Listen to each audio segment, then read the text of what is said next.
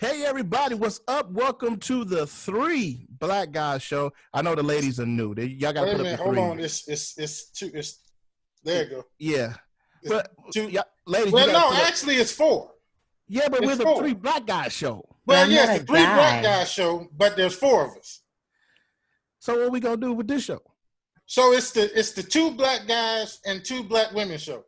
There we go. There we go. There it is, right there. We got it right there. Okay.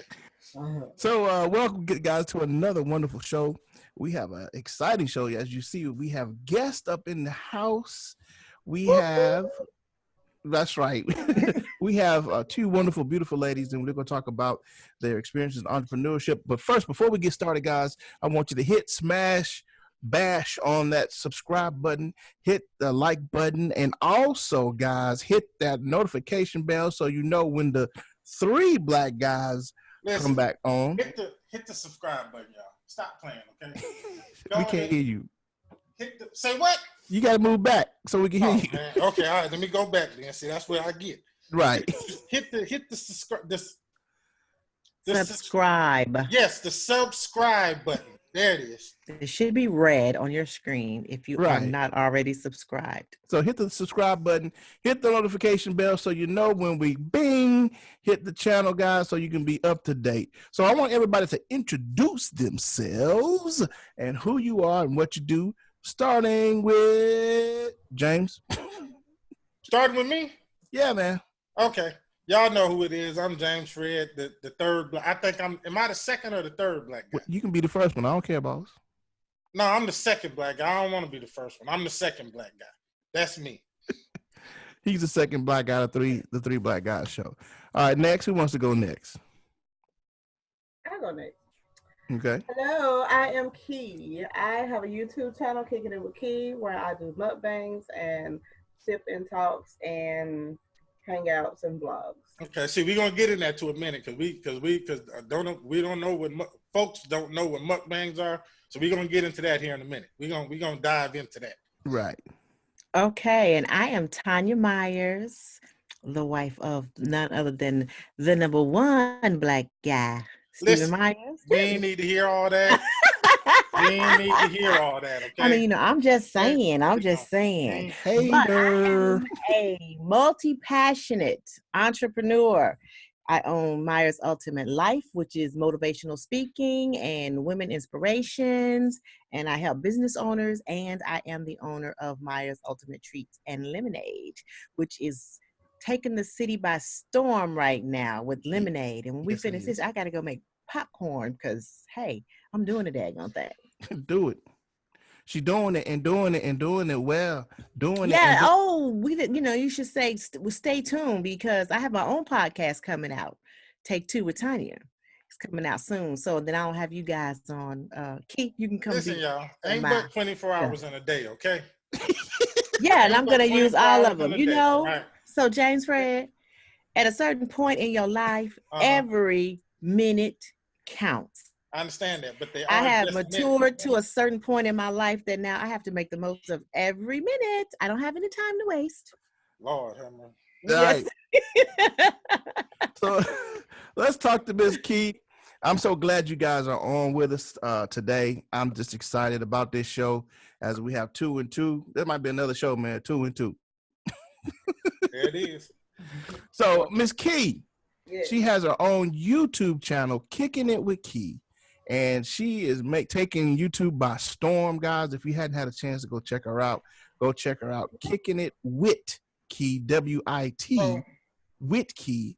And she's going to explain to us her channel and even how to get started in this whole YouTube thing, because there is money to be made on YouTube. Hallelujah. So go ahead, Ms. Key. Tell us all about it. Well, okay. Thank you for that nice introduction. Appreciate that. Like you said, yes, I have a YouTube channel, Kickin It Wit Kee, and I do a lot of stuff on that channel. Actually, it started out as a mukbang channel, and mukbang is in translation eating show. So basically, what I do is I eat a meal in front of the camera and have small chit chat. So this is the crazy part about this is that that's an actual thing. Okay, like that's a thing, a popular thing. Okay, yes. So I want, before she even keep going, I need everybody to understand that what she said. It's an eating show where she eats on camera, and it's a thing. So go ahead, finish it. So yeah, like Mr. Fred said, it's a thing. You know, people like for instance, like for an example, like some people are lonely, they don't have anybody, no significant other or anything like that, and some people go to YouTube to find, you know, pages like this so they can have a meal in front of their computer or phone or whatever and actually like chit-chatting with somebody. You know what I'm saying? So I mean, it's and then you have people that just like to watch people eat. That's the freaky part of it now. Right? That's the freaky part of it. You know what I'm saying? That's, you know. You have people who like to watch a certain type of person eat. I mean, it goes so far, the imagination. Like, bro, there's literally guys out there that get off on watching a woman eat with food dripping all down her face and all on her cheek. Like, they literally like that stuff. You know what I'm saying? But so that's got to show you the state of people in this world today, okay? That somebody actually watches just for that. So like that really just blew my mind. So Key, are there many African American mukbangers? Have you seen? Is there a community of African American mukbangers out there, or is it far wide? Is stretching? I mean, any nationality. I mean, yes, it's the African American, especially women. It's endless. It's like you can type in what type of woman you want to watch eat in a search bar. Like, for instance, I have dreads. So a person can type in Black woman with dreads eating, and I may pop up. Wow. If that's what they want to see, you know? Wow. So let's back up, because I had to do some research on this thing. You know, when I first got involved with it, and what I found out was it started over in China, right? And what it was is that lonely guys, lonely men over there, lonely businessmen or whatever, would pay to have women come to their house and eat with them. All right, so you know, fast forward to the age of streaming and videos and all that, the women realized that they could just do it on camera. And the men would still pay for the women to just eat on camera. And the men, some of them, it was a freaky type deal. Some of it, like she said, just loneliness. Literally sit at their computer watching somebody eat and listening to them talk like they're really there with them. Wow. And it just kind of spilled over into here. And let me tell you something. All nationalities do it now. But it was Black women who grabbed a hold of this thing. You know, Black folks, we're going to figure out a way to make some money. Right. You know what I'm saying? We gonna figure that out. Black women got a hold of this thing, man, and ran with it. Do you hear me? Yeah. And took it to a whole nother level and found out that there's men over here that like the same thing. And here's the crazy part, because I told myself, and she'll tell you, I couldn't see myself watching nobody eat, right? Like I couldn't fathom sitting in front of my computer watching somebody eat. But I'll be doggone if you click on somebody's video while they're eating, you. I mean, seriously, and it's like I have to catch myself sometimes. Like, what am I doing, man? Like, you know what I'm saying? Like, why am I watching this? She's eating. Right. Like, why am I sitting here actually watching this? But it's the conversation, I guess, because some of them, like Key, who actually have conversations. You get into the conversation and you find yourself sitting at your computer, watching somebody for 20 minutes, eat a meal and talk. And then afterwards feeling stupid about it. But Key, let me ask you a question. I've watched a couple of your videos and they're very, very interesting. So what do you find when somebody comes and watch you? Do they often interact with you while you eat? Do you do it live often, or what happens? Oh yes, I do. I can go live and have an actual eating show live. It's for me that's difficult because I have to. It's live, so I have to eat and read and and talk, and that's a lot. You know what I'm saying? Right. How So you? I mean, I would just if I was to go live, then I would probably have like a snack or something, and then have a subject of discussion to talk about on the live, or sometimes it even goes to the point where the people who actually come in the live start the conversation. So and so here's my thing, and this is what I really want people to understand, is that this is an actual thing. She actually has a brand. It's actually a business, and it's ran as such. So in doing that, Key, and this is what I want people to attest to, because you have a daughter, you also have a full-time job. At one point in time, you were doing 3 videos a week. Yeah, wow. That's a lot of videos to drop, to have to sit down and record after getting off work and dealing That's with a lot of food. It's a lot of planning. It's a lot of planning. I have to literally plan my meal out on what I'm going to eat, because in most cases, I'm talking about the meal that I'm eating. Because a lot of people will see, I try to get creative with a lot of stuff, and they'll see like for instance, like people like to go to find food ideas or whatever they need to cook for dinner, and sometimes they'll look us up for that. So I would be at work at my main job, writing down like a little schedule in my little notepad. Okay, this is what I'm going to eat today. This is what I'm going to talk about today. And then I get home, prepare it, set it up, and do it. See, that's the difference between, I think, a lot of mukbangers that I see and you, because a lot of them don't talk about nothing. And for me, that's the whole purpose of watching. Like, I really just can't sit and watch you eat.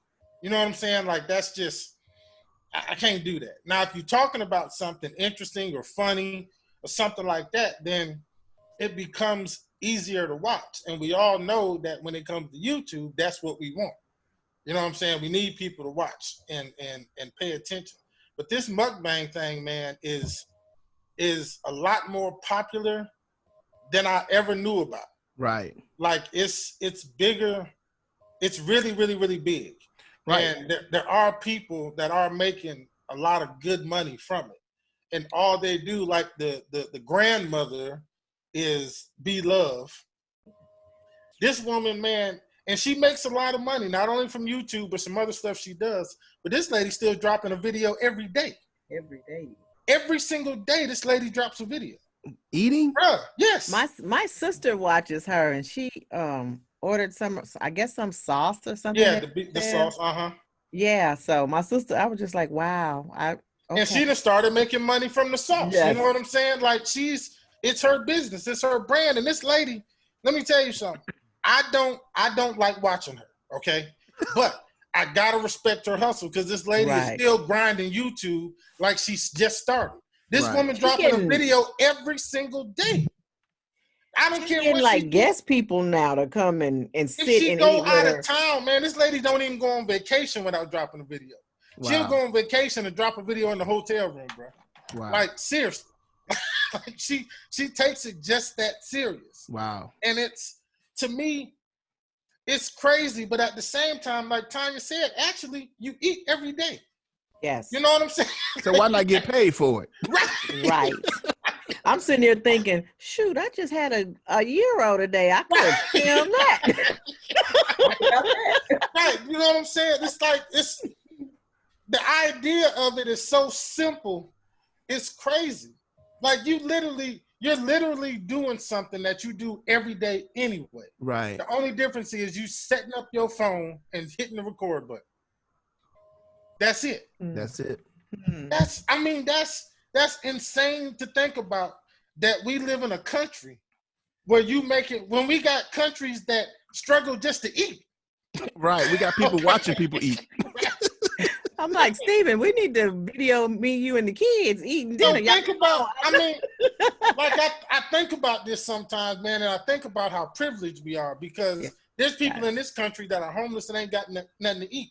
Right. And here we are making money from people watching us eat. Right. You know what I'm saying? Right. Yes. It's like, if there's nothing else for us to sit back and be thankful for, it's the ability to actually get paid for doing something that is a necessity. Right. So Key, how many videos you drop in a week now? Well, I slowed down a lot because YouTube was taking a lot of my personal life. So I had to make a decision. So before I slowed down, I was dropping 3 videos a week. So that meant that not only was I doing, my videos, but supporting other people with their videos. You know what I'm saying? So I'm constantly in front of my phone, looking on YouTube constantly. And it was taking a lot. So I had to step back and be like, okay, I need to get my life back now. Too much social media. So I decided to take a little break and get my life together and then come back, but just come in slow, just consistent enough to where I can keep my channel going, but not to the point where it's consuming my whole life. So can you batch record? I can. Like maybe you take a Saturday and you do breakfast, lunch, and dinner. You video all 3 of them. That gives you 3 for the week. And then that's only one day that you really have to record. Because of the amount of food, is to be able the Muckbang thing. 3 videos in a day. That's a lot of food. See, a lot of these mukbangers, they don't just eat; they eat a lot. Right. So the meal is like a lot. So for me, I would think that it's Lord, my cat, y'all. I'm sorry, my cat just give me that cat. So for me, it's like if you eating that much food, like I could only do that once a day, and then I'd be done. You know what I'm saying? Because some of these people, man, eat a lot. I mean, they eat a lot of food, and trying to do that much recording, man, is just, I just did a video on balance, and even trying to balance your work and life, man, doing this stuff, trying to record videos and edit videos and then live a full life. You got to balance it. Man, you got to have some balance. Like, for real. It's something, yo, hold on. Now, Key, while he's doing that. You want to be on the camera, apparently. So, see, this is, say hey, Tucker. Say hey. Okay. Hey. So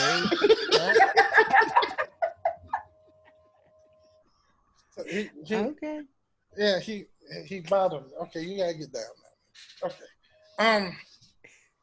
But yeah, we got to find that balance. And I can remember when she was starting to get burnt out, because as creators, and Steve and Tonia, you know this, it's hard. We got to stay creative.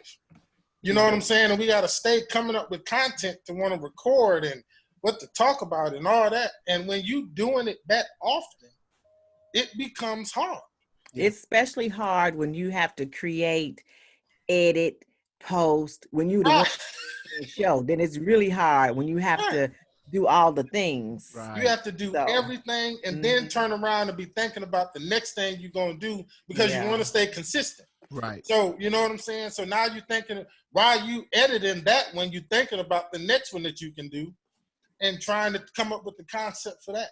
So as creators, man, it's got to be real important, especially I think with mukbangers, because a lot of mukbangers that I've seen, I've been watching this stuff now for, close to a year. And a lot of them that I've seen when I first started watching are no longer doing it because it's a lot to try to come up with that, come up with the food to eat, record it. And most of these people, man, have full-time jobs. They got kids, spouses, family life, and all that kind of stuff. And we all know the best way to make it on YouTube is to be consistent. People got to see you.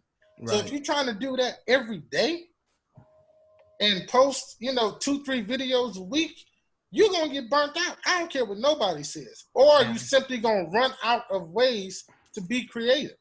I find myself, man, just sitting at the computer trying to think of stuff on what to notice about Keys that was different from some others, because I had to look into it. I'm like, what? but Keys, what I found, guys, that those of you listening and watching, was that her production was on a whole nother level, and the way she did things. Lord have mercy. Are you done? Yeah, I'm done. Go ahead. Hey, but look, but her theme music though, fire though. Her theme music is straight fire. But anyway, but I saw what I liked about Keys was her production, and the way that she did things looked a whole lot.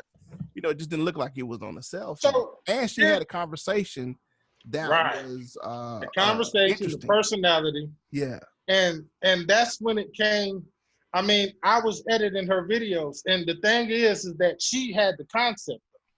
Like, she already knew what she wanted. So all she had to do was give it to me, and then I just had to make it happen. Can I do another? Can I put in a suggestion? Can you do another video with somebody there eating hot food? Because that was the funniest episode I've ever watched in my life. I think you need to do another one of those where you have somebody on with you trying to eat some hot food. Bro, let me tell you something. That video was interesting. Did it go viral? Yeah, it got quite a few views because I think it got the most views because I was tortured in the video. Okay. I was made to eat hot stuff without having things to drink. While somebody was sitting with a full jug of juice. So and wouldn't share it.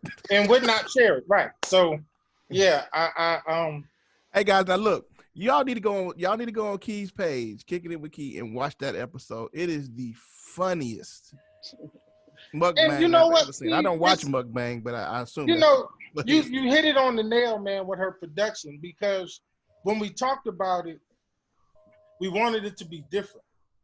And I saw what other people were doing, and I'm just like, nobody's using the full potential of what they can do. You know what I'm saying? So other than just sitting back watching her eat, let's see if we can put some other elements in there that's going to make people continue watching. So that's where some of the special effects stuff come in. That's where some of the other stuff came in that me and her talked about. Can you do this or you know what I'm saying? Or can you make this happen? And that just makes a person stand out, because YouTube is crowded now. You know what I'm saying? It's more and more crowded. Right. Like it ain't like it was, 5, 6, 7, 8 years ago. It's crowded. So she can't grow if she's just sitting on the screen eating like the 20,000 other mukbangers that's out there doing it. So there's got to be a different aspect to it, and that's where the creative part comes in. And that's what I'm saying. A lot of times we can get burnt out, because even with us trying to come up with ideas for the videos, sometimes we would sit there and be like, what can we do? You know what I'm saying? What can we put in it? So it'd be up to her to say something in a conversation, or to do something, or to be eating something that would give inspiration to make the production of it different. So Key, I want to transition here. But can you give any advice to anybody that maybe has seen this video and thinking about making money on YouTube? What advice can you give them who has started maybe a YouTube channel? And, what have you been through, and what advice can you give somebody who wants to mukbang or do whatever they want to do on YouTube? Stay consistent. Stay motivated. Stay consistent. Plan everything out, and you'll be good to go. But right. You gotta have a plan. Okay, guys, we're gonna do a Key. Thank you so much for being with us. Thank you. Guys, Kicking It Wit Kee on her YouTube channel. We're gonna do a couple commercials. Of course, we got to do one for Daylight Media, video photography and cinematography and editing All of that. You got a disco ball out back there tonight. It's a DJ light, man. It's not a disco ball. It's a DJ light. Whatever. So we're gonna see a commercial from Daylight. We're also gonna get a commercial in from Myers Ultimate Treats. And look, we're gonna put a link to Kee's channel in the description, y'all. You guys make sure you check it out, man. Yeah. Make sure y'all hit the subscribe button, man. Don't just watch the doggone videos and don't hit the subscribe button. I think he wants you to hit the subscribe button, everybody. I'm sure our editor will put a link in the video somewhere. It'll be there somewhere. Right. I might put a card. I'll put a card. The card gonna be up there somewhere. Yeah, there's gonna be a card or something around the somewhere. Y'all can click on that too. All right, guys, and we'll see y'all in just a minute. We're gonna take a break. All right, y'all. See you in a minute. See you. Can you hear me out there?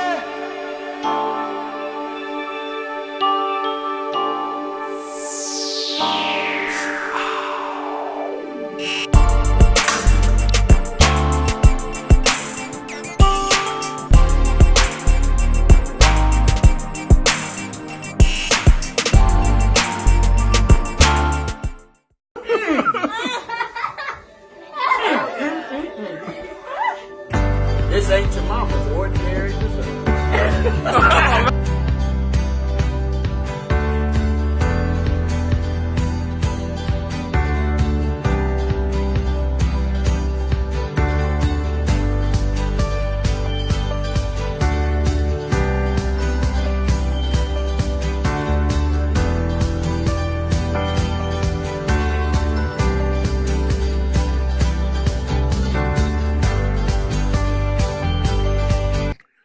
Welcome back, everybody, to the Three Black Guys Show. Where there's only two. Two black guys, two black women. Two black women. Peace.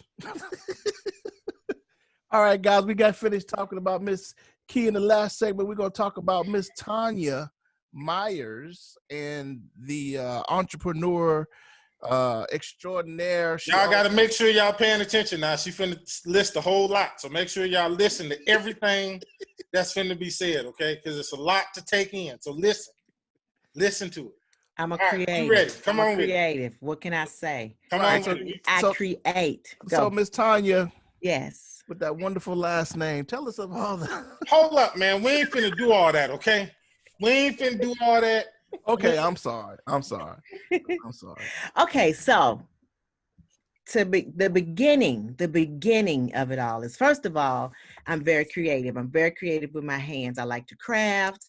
I like to cook. I just like to do stuff with my hands. So the first thing is I have a signature talk that I go and I that I give at a lot of women's events and different things like that. And the title of it is What's in Your Hand. And I talk to women about how to use what comes natural to them, what's in their hands, what they can do. So that's one way to monetize what you already have. When you go to speaking events and all that kind of stuff, you can monetize. And I just talk to the women about what's in their hand and to help them understand, like, let's say Kicking It Wit Kee. We just got through talking to her. She eat every day. So she used what was in her hand to monetize it and put it on YouTube and grow it.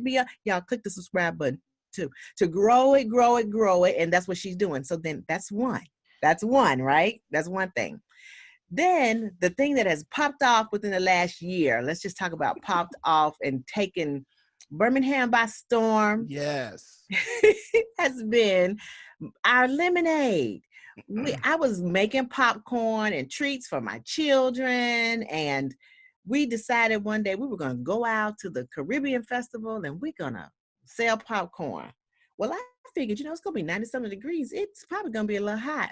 Let's go and sell a little lemonade, Steve. And Steve was like, babe, you're doing too much. And I said, okay. And then I went and got all the stuff. And we went out there and we started doing our lemonade. And man, when I tell you, it's some good stuff. I ain't gonna lie. That's when y'all started doing it at that Caribbean Festival? That was the first event that we did where we actually sold the lemonade. I mean, I would make it at the house because, kids they like lemonade. I like lemonade. But that was the first place you sold it, though. That was the first place I sold it. So I honestly had no idea if it was even going to work or if it was going to be, if it was going to be a hit or not. I just was like, well, it's hot. We're going to be outside. The people should be thirsty.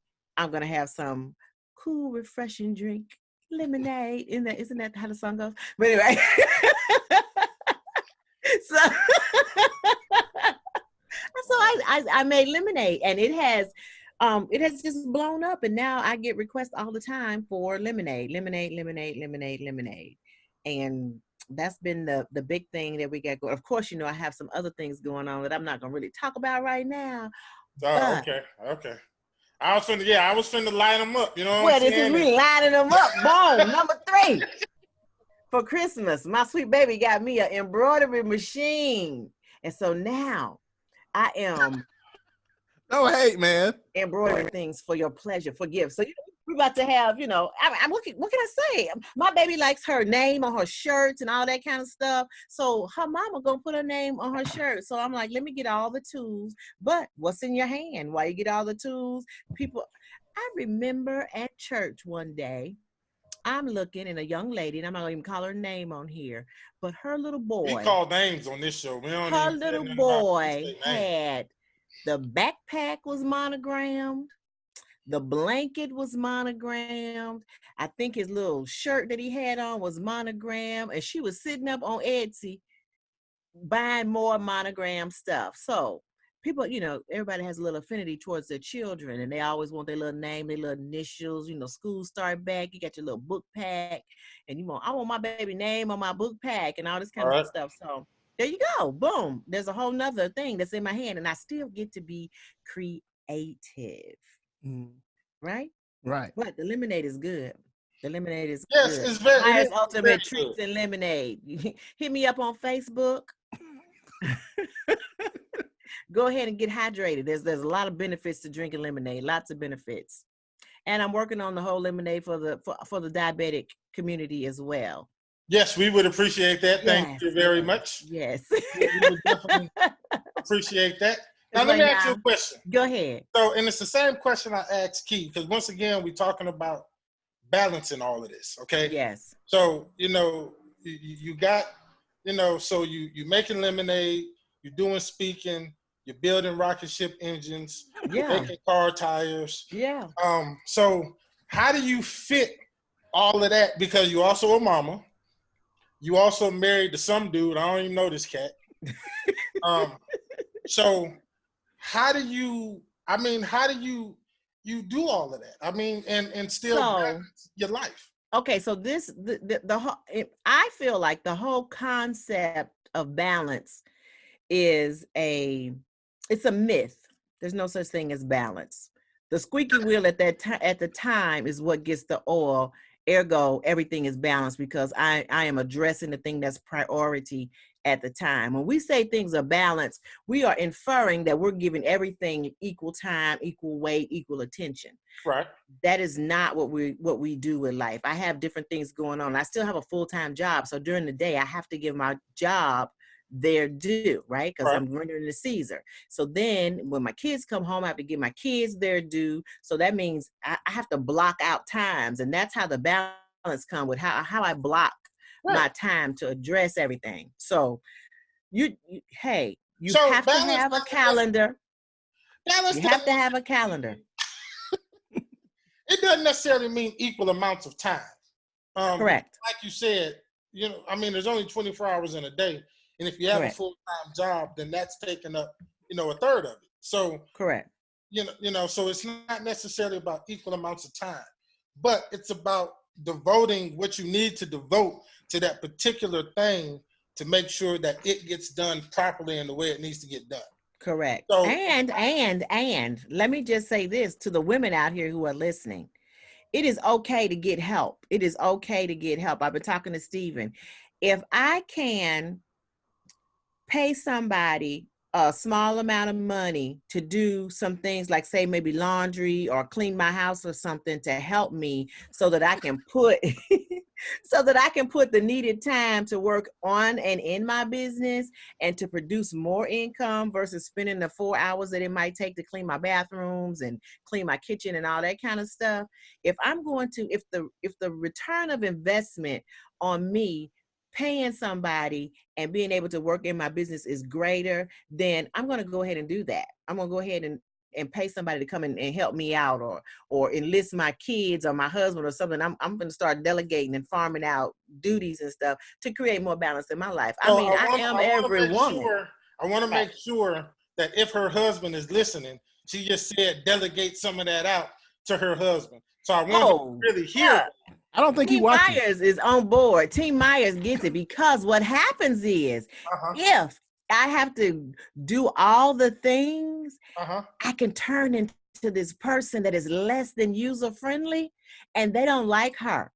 So, so in order to keep the peace and to keep the balance in my house, they know how to help. They can hear the stomping and they know the steps. They know, I know those steps. Let me clean my room right quick. Let me clean my bathroom. And they have learned what level of completion that I expect now. And so it's a running joke in the house. Is that TT clean? Is that TT done? Is that because they have learned? I have shown them step by step. When I come and check, this is what I expect to see. So that's the balance I've got. Plus, I have people that I'm like, okay, can y'all come help me? I didn't know you did houses though, Fred, because hey, I got some floors over here that need to be spit shine, I'm saying. Well, I say you get Mr. Myers a mop and some scrub pads and let him do it. He don't do that no way.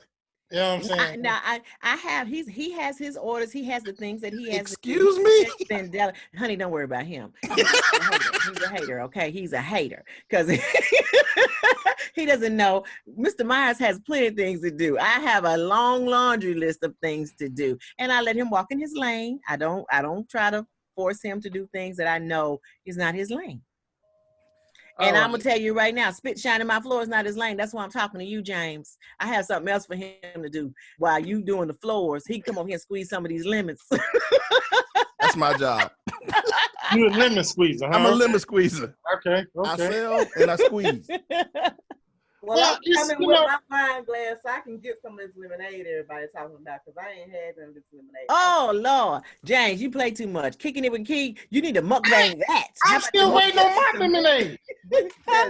Give me some of this famous lemonade so I can let people know now. I am. I'm going to give you some lemonade so you can do that in one of your mukbangs. Yeah. But you got to really, really, really, really, really sell it. You know what I'm saying?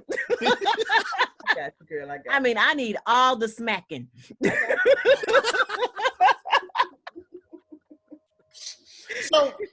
So here we have, all right, it's two women, two different businesses, but it's all the same. And we've talked about it before on this show, about running a business and running your family and doing it the correct way. Organizing your hustle. Man, I can't say that. Organize your hustle. Man, yes. if we as Black people can simply organize our hustles, man, and run our hustles because all we do is hustle. Like, that's it. All of us got little stuff we doing, man. It's crazy. You got one making money off of eating. You got another one making money off lemonade that she was making for her kids. You know what I mean? Right. Come on, man. It ain't that hard. You know what I'm saying? It's not that hard. Right. But for some reason, man, in our communities and in our mind state, that we just don't think like that. We think it's got to be something difficult. It's got to be something we got to go to school and get a 10-year degree on for us to start a business doing something. Well, now, okay, you know that's what we were taught back in the day, and like my mother's era, that was the thing. You get your good education, get you a good job. The pendulum is now swinging the other way till that is not something that is guaranteed anymore. So, and that's a conversation that we're going to have on this show. We might need to bring you in on it. Is college necessary in this modern age? Now, you know, I have opinions about that. That's what I'm saying. I have strong That might be another part of the show. I got a master's degree, and the only reason why I want a PhD is because I want that little hat. A mess. Honey, you can make that hat. I can give you $4. And put your name on it because you have Right. Right, and you can embroider your name on it. Right. You know what I'm saying? So yeah, I have strong opinions about college education.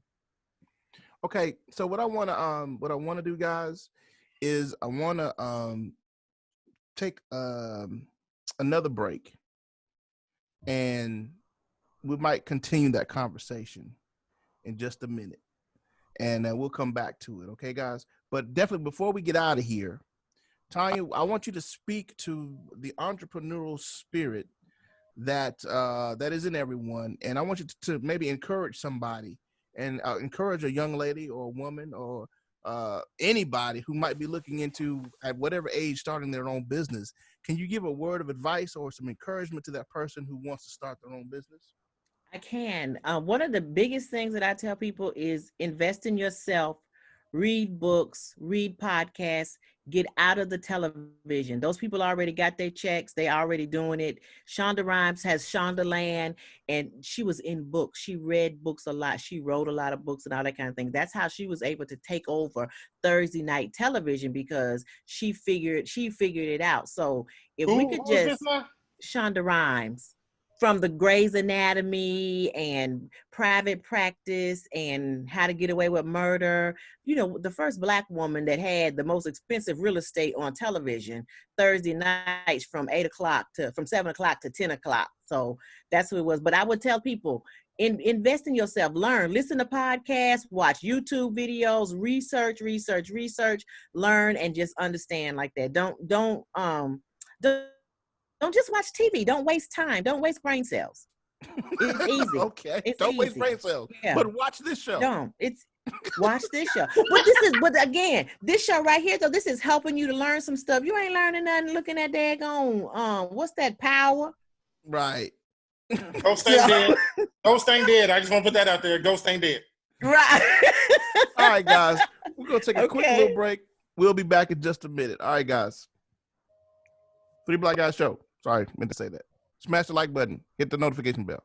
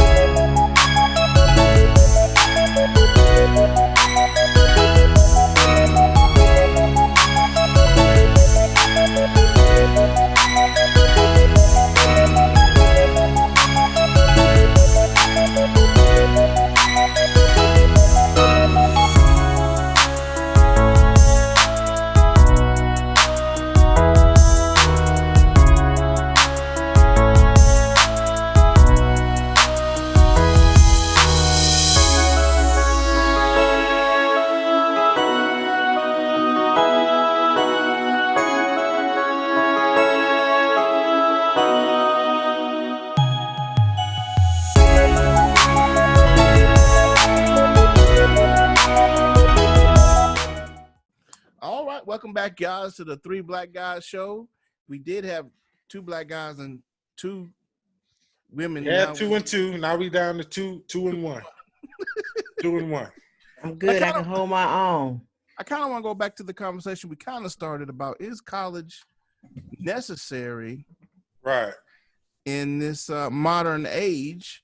And now that we've got Elizabeth Warren and we've got Bernie Sanders, both talking about cutting the college debt, and I guess the conversation should be: are we spending money for nothing in this modern time, and how does that affect Black people? because, you know, we got to work twice as hard just to get the minimum in America. Right. So let's have this discussion about, is college really necessary in this modern time? What do you guys think? Well, so, you know, of course, for me, that's twofold. And there's two answers. So the first answer is yes, because we do need professions that require degrees, doctors, lawyers, architects, whatever. Like, we need those people, but it's not for everybody. For instance, the gentleman who I came up under doing floor work, who taught me a lot, was an old man that had a 6th grade education. But in 1995, this black man owned a business that was worth about $2 million. So at that time, I was 17 years old. I'm looking at that because I'm going to school. Like, I was going to ITT to get a degree. And I'm looking at him with a 6th grade education, making this money like this. And here I am in school, and not one job that I could have possibly gotten if I graduated ITT was going to pay me anywhere near that. So that was when I first started thinking, like, is it necessary for everybody? It's necessary for some people. Some people, it depends on, I mean, if you want to be a doctor, you don't have to go to school for that. You know what I'm saying? I mean, but I just don't think it's for everybody. I don't think that the whole college thing, especially for kids that were like me, like, I was terrible in school. I mean, I was horrible in high school. So I can guarantee you, I did 1 year at ICT, and I was horrible that 1 year. I mean, you know, I passed, but I was horrible. I mean, I was terrible, but I learned a trade, and was able to do, because for a second, I actually started a business repairing computers. Go figure. So, you know what I'm saying? And I did that without the degree at ITT and all that. But I think that for some people it is, and for some people it isn't. I think, having gone to college, gotten a bachelor's and a master's, with the idea that I was going to have this grandiose life, because that's what was sold to me. Right. That I was going to live large and make all the money and all that kind of stuff. It depends on the person. It depends on the makeup of the person. Everybody is not ambitious. Everybody doesn't like school. Everybody doesn't do well in school. Now, I'm of the school that I think that every child, especially African Americans, because they need it, they should all, by the time they get out of high school, have some type of trade or something that they can do. Right. That if they go to college, they can still make money while they're in school and not have to necessarily depend on student loans. When they get out of school, they can still survive, because I'm looking at some degree people right now. My day job is recruiting for a large utility company. And I'm looking at some of these degree jobs, and they pay kibbles and bits. Now, you know, making a lot of money is relative. It depends on, you know, what's a lot to you. 30,000 could be a lot to somebody. It could be like nothing to somebody else. So right. It depends on what you want. But so I just think that college is good. Don't get me wrong. If your child is not stellar in school when they get out of high school, don't make them go to college if they don't want to. Send them to college. So don't make them. And then, first of all, at 18, we don't really know what we want to do. Right. How many? You know, at this age, at my age now, I'm still changing careers. You know, give me 6 months, and I'm gonna be like, oh, I'm gonna do this now. You know, so at 18, they definitely have no idea what they want to do. So I don't feel as if though they should be forced to do that. I don't think that dream should be pushed on them if they are not cut out for it. Now, some people are bookworms and they just, you know, they get it and they love it, didn't do it. But if they don't, my kids, they're going to have a trade. Right. They're going to have a trade. They're going to know how to be. They're going to be little entrepreneurs. And you know, if they want to go to college, that's good. That's fine. Right. But you will know how to get your hustle on the side if it's, you know, perpetuating Myers Ultimate Lemonade or not. And that was going to be my other thought, and I'm just going to throw in my 2 cents, is that I believe I'm from the old school, you know, and like Tonia was saying previous, that, you know, our parents grew up, you're going to go to school, you're going to get a job. And I think it's necessary now, because for me, college is just something that shows people that you know how to learn. Correct. You know, that you are capable of learning something, because once you go to the job, they're going to teach you their systems, they're going to teach you their processes, but they want to at least know that you can learn. Right. My thing is that, yeah, I think that we need every, as a American and as an African American or Black American or whatever you want to call it, that we need as many steps as we need. We need we need as many tools as we can get to compete in this society, because man, we got, not only do we fight racism, we got to fight nepotism. You know, we might have some cat come to a job who's not qualified at all, will get hired and get promoted way faster than we are. We have to be double and even triple better than the guy that's coming to the door, that's somebody's cousin, somebody's nephew, somebody's aunt, uncle, whatever you have. Now, here's my other point, is that we as a culture and a people, not only do we need to go to school, but we need to do like Tonia's saying, is the and of course James, is that we need to teach our kids entrepreneurship, because we have to move our culture and our society into of having an identity of, or an idea of having our own. Right. I was me and my wife were talking earlier about the man who went to go cash his discrimination check at a bank and got discriminated at the bank. Oh yeah, I heard about that. And they wouldn't cash the check or something. Yeah, he was trying to cash the discrimination check at a bank and then got arrested because he was being discriminated against. You know what I mean? They thought the check was fraud, and I'm like, God, how you get discriminated when you're trying to cash a discrimination check? That's what happens, man. And you know, I kind of lost my whole, because I used to be one of them guys, man, who, like, I believed in college, like I did. Right. Even when I left ITT in Indiana and I moved here, you know, I was trying to go to school here. And it was just, I remember, now you gotta remember, now this was 1996 when I moved here. And I remember my teacher said that there was a job out in Hoover. His company was looking for somebody. Steve, you might remember the old AS400 mainframes. Mm-hmm. Yeah. They were looking for somebody who could run one of those. Now, I had used one. You know what I'm saying? And I was proficient with the thing. So I go and I talk to the guy, and the guy's talking real good or whatever. When I get ready to leave, I see this white dude walk in. I knew right then, I said, okay, well, here's the thing. Now, the guy who interviewed me was a friend of my teacher. So, of course, I did not get the job. They gave it to the other guy. And I asked my teacher about it, and he said that the other guy in there had no experience running the machine at all, but he had a degree. Mm.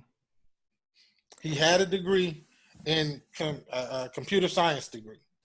But he couldn't. Now, Steve, you know good and well, a computer science degree, especially back then, wasn't going to show you how to run no AS400 mainframe, no mainframe, period. Right. Even in 1996, mainframes were going out. Right. So, you know what I'm saying? So, but they still hired this cat. And I think now it shifted. No, it hasn't. You don't think it has? As a recruiter, day in and day out, recruiting for this utility company, their one of their base things is you have to have a degree. You have to have a degree. So people, they are still, you have to have, and you know, and I think it's because of the persons who are in charge there and the era that they come from. Old white people? That kind of stuff. Yeah. Okay. So, so they are like, they need a degree. So, and I have argued, you know, I've been very vocal about. So they would rather take the degree over experience? That, yes. They have turned people down who have been doing the widgets for 10, 15 years and can run circles around little, you know, Peter Paul, whoever just got out of school and can barely spell his name. Wow. See, that's crazy. They hire him like because that, to me, that's just, for me, that's just a bad business move. You know what I'm saying? Like, like, forget about the practical issues. That's just a bad business move. If I'm hiring somebody for a specific job, I'm going to hire somebody that can do the job. I don't care listen, if he got if he dropped out of high school, if he can do the job that I need him to do and do it well and is teachable, then why would I choose the person who went to school for 30 years to learn how to do it and doesn't have a clue how to do what I need him to do? It's for me. Some of that might be the larger companies requiring that. You know, the newer startups and smaller businesses are looking more for skill sets than they are for degrees and stuff, because they understand I need somebody who knows how to do this. And the way technology is changing right now, college can't keep up with that. I mean, you look at these kids, man, that was going to ITT during the time when they now defunct.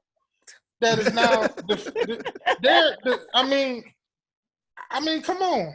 It's like they were going to school, paid all that. I went to ITT in 95. I'm trying to get my loan excused from, you know what I'm saying, because they went under. But I'm saying it's like they put the time and the effort to do that. And I heard somebody saying even the ones that graduated from there recently before they shut down, like businesses aren't even accepting their degree. That's true. I had a partner who went to ITT Tech and graduated from there, and all his stuff, man, nobody's like, your junk does not work for us. And he almost lost a job, and he didn't get one job. My friend of mine, Kevin, and he had to go back and fight to have his degree taken at his last job, because they were like, well, that's a defunct school, right? And it doesn't count. And so he lost, not only did he lose his money, he almost lost his job, man, which is crazy to me. But of course, you know, right? You know, that always plays a part in it, man. Right? It always does. And like, you know, my sister spent 2 years going to an online school to get a paralegal degree, just to find out that there was not a law firm in this state that accepted that degree. It was 2 years wasted. It's like, what was the purpose? But the thing about it is, and this is what I tried to kick it to her, is that she was working at a law firm doing that type of work before she went to school to get that degree. You know what I'm saying? Yeah. So it's like, even though she already knew how to do the work, people wouldn't hire her because she had this degree from a school that they just was like, you know. It's not really accredited. Right. So unless you go into one of these 4-year colleges, it's like the companies ain't even accepting the 2-year degrees anymore. You know what I'm saying? It's getting crazy. That's why, like Tonia said, man, teach your kids how to do a trade, man. And teach them how to start their own. So they ain't got, I mean, my kids, man, I drill it into them. Do not depend on no college and no job to get you where you need to be, period. I mean, nowadays, money is in the information. Think about it. Online information. That's where everybody is making their money, selling information. And protecting information. We just talked about this, people making money sitting on camera eating. Right. You know what I'm saying? Like, we just talked about that. So my thing is, like, if you can't figure out a way for you to make money, for you to make a living for yourself, for you to be able to work a job, fine, do what you got to do to take care of your family. But you cannot depend on that job to get you where you need to be. Right. It's not designed for that. It's designed to make the owners rich. Right. That's it. Period. That's their vision. And that's it. So if you sitting back thinking, okay, I'm going to get a career doing this, working for this company, and that's going to take me to where, that doesn't work nowadays, especially for Black people, especially for Black folks. And but yet still, as Black people, we sit around and we complain about it. We complain about everything. And do nothing about it. And do nothing about it. And then still sit around, we complain about the jobs and still go to them every day and don't do anything to try to make it better for ourselves. I figured out early that wasn't no job going to get me to where I need to be. I don't care how much I studied, how much I worked that job. I was working at a hotel, man. I was working that job. They was paying me $8 an hour, and I was working it like they were paying me $80. Right. But we have been Willie lynched into thinking, you know, hey, that's the way to be. We have been brainwashed well. So and out, man. I worked that job. They gave me It's a okay. raise. It's okay, James. You're not there no more. Relax. Man, but it's the thought of it, though. It's the thought, man. Because especially when you said Willie Lynch thing, because I thought that I had value to them. And they showed me what they thought of me when they made me get on my hands and knees to scrub a floor. And I just had a director that for my company that just passed like within the last 2-3 months, right? And when I tell you my company has not skipped a beat, it has not missed anything. She was gone. She was here Monday, Friday, she was gone. We kept on rolling, kept on moving, like nothing happened. And here we are like 2-3 months later, and we are still moving, still like rolling. nothing happened. She's not even, her name is not being brought up, anything. And I know that it's the stress from the job that aided in her illness that came on so quickly. So you're right. Nobody cares. Nobody cares. For real. They don't. That they company does not what you care. gonna do for me? What you gonna do for me? All right, go ahead. I'm sorry, honey. Yeah, if you know, they don't care. They just go roll your body on out the way, scoop somebody else in there. Right. So it's all you gotta get your own. Tyler Perry is so true. You gotta own your own stuff. Right. And it's time, as I said before, and James has said before, because this is what our channel is about, is that we have to empower each other to have your own. You have that's to all have I talk your about, own. man. I don't listen to nobody tell me what their problems are and what you need and all that. My thing is what you doing to fix it. Right. If you ain't figuring out, man, how you can, I will say this 1,000,000 times until people get it. There are people making money eating on camera. Right. Okay? I'm gonna say it till people get it in their head, man. Right. Yes. And it's about somebody sat back and thought that there are people paying for this. So why can't I do it? Right. Why can't I do the same thing? And somebody thought of that, started doing it. Now it's a booming industry, and people are making money doing this stuff. Right. And you sitting around here at your job complaining, talking about they're not paying you enough. They ain't paying me what I worth. Well, what are you worth? Tell me what you worth then. Because I've employed people that have told me that you ain't paying me what I'm worth. Well, give me a price then. What are you worth? $10 an hour, is that fine? Take it. Now what? You still can't pay your bills. Now what? To me, that's stupid. If you want what you're worth, go out there and do it yourself. Right. The company isn't going to do that. That's not what they're not designed to make you rich. If they make you rich, they can't get. Everybody can't get rich. Everybody can't be right. And like not in that one particular pond. Right. You know what I'm saying? So if you, and like you just said, even if you make it to the top of the tier, you still ain't worth nothing to them. Right. They're going to roll you out the way and roll somebody else in. Yeah. So why not go ahead and take what you've learned from that company and start your own? Right. You know what I'm saying? Like Tonia said, what's in your hand? Right. What's in your hand? Like even because when I was in college, I was doing hair. Right. On the side to help pay for food and all that kind of stuff. And so it was always something there. And I even I'm training my daughter now how she can braid hair and do stuff like that. So when it comes her time, she can take care of herself. And when I was in school, man, I learned from this cat. He was doing floors, and I wanted to learn everything about it because I saw him making money doing it, and it was something that I could do. And so I wanted to learn. Even while I was going to school, I wanted to learn it because I knew and I figured out that doing floors, cleaning buildings was something that was always going to have to be done. Right. So regardless of the fact, I could always get a job doing that. Now, it didn't take long for me to figure out I can do this myself. So what I did was, and I talked about it in a video, the mistake that I made was when I just started my business too early. I didn't know enough. I didn't know anything about business. So I just started it too early.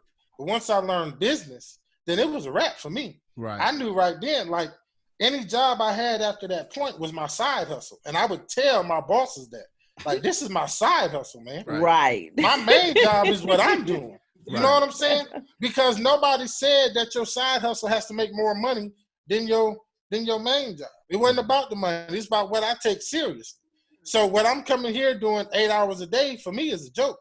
It's just to pay for what I'm trying to start when I leave here. Right. And that's And been I our let point. my bosses know that. Like, I didn't hide it from them at all. Yeah. I let them know that. And when it got to the point to where I said, okay, I don't even need this anymore. I'm going to go out here and do it myself. Then it just became, all right, I need to figure out how to sustain myself. Mm-hmm. And I took what I learned from other people. I worked with so many different companies. I took what I learned from all of them and just made it into my own. So now I got them calling me to come run their businesses, which I will do at my price though. Which I will do. Right. Because you know your words, right? Right. We're gonna run it, but it's gonna be on my terms. Correct. You know what I'm saying? And I'm not gonna be your employee. So there's ways for people to do this, man. It's just that they don't want to. They really don't. We love being the victim. Well, and that's the last point I want to make before we transition, is that schools are set up for you to go to a job, stay there for the rest of your life, not think outside the box. And I think sometimes, I think most of the time, school is set up just to put you in a class system. It's there to put you there, and you stay there for the rest of your life. Think this way. Don't think outside the box, so you can make a living to help support this company or whatever. That's why I always say it's up to us to educate our kids, man. We can't leave it up to the schools. The schools are there, man, to give them that basic stuff, and that's fine. But when it boils down to it, it's up to us to give our kids the education that they need to be able to go out here and make it. Because them learning algebra and calculus in school ain't finna help them do nothing out here. Well, now, that's not necessarily true. That's not necessarily true. You can use some of those skills, but I'm not saying that, everybody uses them. It depends on what you're doing. Calculus not now day in my Now, life. calculus is useless. I agree, unless you're going to be a physicist or a rocket scientist. It's useless. You're right. But algebra, I need to know how to do my percentages and all that kind of stuff. I need algebra. Algebra, kind of folds in there a little bit. Yes. It kind of folds in there a little bit. I'll give you that. All right, guys. So, but as we're about to leave out here, we do want to hit upon one thing, man. I know we've hit a lot in this show. This is going to be one of our longest shows. This is a melting pot. I know, right? This is going to be a long title. I'll tell you what, Steve, we got to get them on the show again, man. Absolutely. We got to get them on the show again. And we're going to have more guests, and I want to especially have Tonia give a chance to really give her testimony about her walk through with this entrepreneurial journey that she's on, and that I'm on with her. Amen. Amen. Thank you, honey. Mm-hmm. Mr. Steve keeps in the middle of the road. Let me work it out. Right. Next subject. Before we go, I don't know if you guys had a chance to watch Noel Jones, who's a notable preacher out of LA. Bishop Noel Jones. Mm-hmm. He was doing a talk show, and he talked about the future of the mega church. And I know, we have all people of walks watch our show, but we have to talk about this because what he spoke about was amazing in its truth. You know what I mean? Yeah.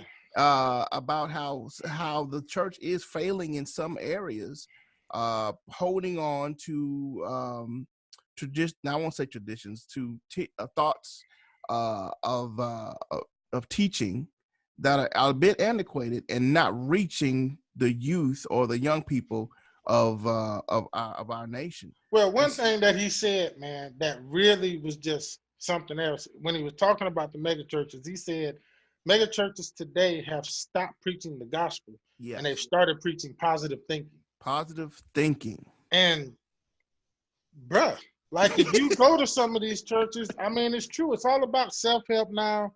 It's all about what you can get, what you can make yourself. And that is just not the foundation of the church. Right. I don't care how big it gets or whatever. So when we're talking about foundations, I mean, it's gone away from that. And I get it. People need to be empowered. People need to be inspired nowadays, man. Everybody's discouraged and everybody's depressed. Everybody bipolar and all of those stuff now, man. And everything is a mental health issue. So churches have switched what they talk about to try to uplift relevant. people. Right. And they've tried to uplift people and all that. When the bottom line is that when it comes to our spirituality, God has to be a part of that somewhere. Right. And it's just not there anymore. It's just not. And we got to get back to the basics of simply preaching the gospel and letting things run its course. We want to run from reality now. And we want to live in a state of just pure bliss. We don't want no problems. We don't want no issues. Right. And I tell people, man, so you don't want to learn nothing. Right. Is the problem. What I heard from what was her name? Joyce Myers. She said, I think it was Joyce Myers. I happened to be listening to her. It's like, she's like, we all want miracles. Everybody wants a miracle. We're not knocking miracles. I would like a miracle, but we don't want what it takes to be in the problem. We don't want to have the situation that would need a miracle. Right. So we want miracles, but we don't want to face the Red Sea. Right. You know what I mean? We want to already have money. We just want more money. Right. It's like, so, you know, we don't want to go broke before we need the money. Right. And I believe the church is in the state, man, to where, like Noel Jones was saying, was that, you know, we're looking for the man of God, always telling us what's about to happen. And we get frustrated because it doesn't show up. It doesn't show up. It doesn't show up. And people are leaving the church in droves instead of, like, as he was saying, that the millennials are looking for us as ministers and preachers to tell them what to do and how to work out in the field and how in the community, how to affect the community. And we just sitting in church just saying things is about to happen. I think that we have been, you know, I always say spookified. Come on. In church. You know, we confuse the gospel with spooky, with, you know, all of the pomp and circumstance that goes on with church. Now, I grew up in the church. I've been on the pew all my life. Mm-hmm. And I was taught all of the, as my boy Bishop would say, the ethereal things of God, the hereafter, it's gonna be, my ship gonna come in, and God is on his way, God's going to do, and I was taught those things, and I that's how I lived. And so I didn't live with an expectation of eating the fruits of God now, the fruits that are available to me now. I didn't even know that I had the option to do so, because it was always, you know, when we get to heaven. Yes, when we get to heaven, you know, hallelujah, hallelujah. And I think, you know, they just told us what they knew. So, but now we know a little bit more, we know a little bit better. And God has always said, you know, the children of the light was stupid, you know, ignorant. Let's get to what Bishop said real quick, okay? Let's go ahead and just make some folks mad. All right. Bishop said that the dominant race, and we know who the dominant race is. All right, non-colored people. Yes. White folks. Right. Gave us a gospel. Right. Okay. Of simply, they didn't care about God's will being done on earth as it is in heaven. Yeah. Because they already control earth. Right. Right. You know what I'm saying? Mm-hmm. So their only concern was going to heaven. Right. But we figured out in reading for ourselves and learning for ourselves that here, now, I'm supposed to be okay. Right. Right. And that's not what's being preached. Like you said, it's always getting ready. And it's about to happen. And God's gonna do. Well, what you mean he's gonna do? See, but we always say in God's own time, God. Well, but you said he's gonna do. I need it now. And when is that time? But I think what I also got from that is that me and you, Fred, we've talked about this often, is that what has done is it took the responsibility of process and learning God. It took the responsibility off of the listener, and we've done that in the pulpits. We took the responsibility off of process. We took the responsibility off of purpose and put it on God. And God looks back at us and say, hey, I told you to do this. If you do this, you're going to have this. Bro, I just was going to say, you preached a sermon a few years ago called the If Requirements. I did. Right. You know what I'm saying? And I remember that sermon because it had me thinking like, yeah, there's a bunch of ifs in that Bible. Yeah. Like there's a bunch of ifs. Right. If you do this, then this will happen. Right. Look, it's just Else. in that algebra, if then statements in that, you know what I'm saying? I mean, computer science. Right. Look, that's computer science. it's if then. You know what I'm saying? It's like you got a responsibility to some of this stuff. But like Bishop said, man, we've been given this image of God that has removed our responsibility from it and removed our humanity. Like we're here, it was given, all this stuff was given dominion to us. Right. But when things happen, we still want to blame God, like it's God's fault. God did this. See, God but we did blame God because we was taught that if we just wait on God, if we just shout loud enough, if you know what I'm saying, all these ethereal things, what I'm saying, okay, God said, do this, gonna happen. Even the people had to walk around the wall 7 times before it fell. They had to walk. They couldn't just sit over there waiting and looking like, is it gonna fall? He told them, walk. I need you to walk. Do it. Right. And he told the guys in the thing, I'm gonna need you to go dig a ditch. I'm gonna give you some water, but you gotta dig the ditch. I ain't digging it. You know, so I just think that we have to do. I believe Noel Jones hit on a lot of things that a most mega church pastor, because he is a mega church pastor, would never say. No. And if you guys he cut into some folks' money just then. Yeah, no doubt. He cut into some people's money then, man. Right, for real. Right. He said some things, man, that may have people looking like, hey, wait a minute. But you know, also look, a little tribulation had to come into his life to make him do, as he says, an appraisal of his life. I've been talking. Now, because he was taught to preach it. Now I have to live it, walk it out, and be like, okay, wait a minute. What's the pragmatic way of this? How does this work pragmatically? Well, it's no different than you know, it's what most of us have. You know what happens? We go through something that's kind of traumatic. It affects us, and it makes us rethink what we've been taught. Right. and as long as we've learned something from it, you know, there's nothing wrong with that. Right. You know what I'm saying? The thing is that I applaud him because as a bishop of a mega church, he put it out there and he said it. Something like Steve said, a lot of them just wouldn't say. Right. Go, Bishop, go. All right, guys. So we coming down to the wire. This has been a long, wonderful show. We're gonna have Tonia back on. Yes, I'm coming back. I think she enjoys this, Doc. We might have to change the name. Black guys. 3 black guys and a queen. Hey. Queen. I'm coming to bring some balance. Right. There you go. We need some balance. So guys, we want you to make sure that you smash on and smash on that subscribe button, hit the subscribe button, hit the subscribe button, hit the subscribe button. And then also guys, hit the alarm button, that will let you know. A little bell. Ring the bell when there's another show coming on, guys. That's it for the 3 Black Guys show, and plus one tonight, guys. And we'll hit y'all back later. Bye. Cheers.